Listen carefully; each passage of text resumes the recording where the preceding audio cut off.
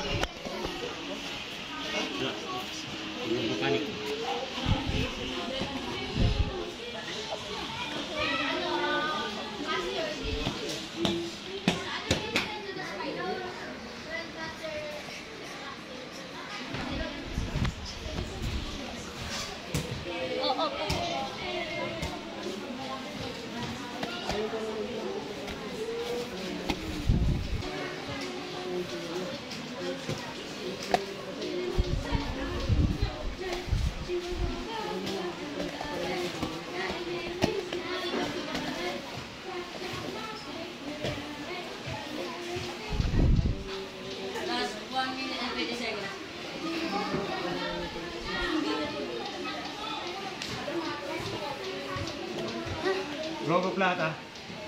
No.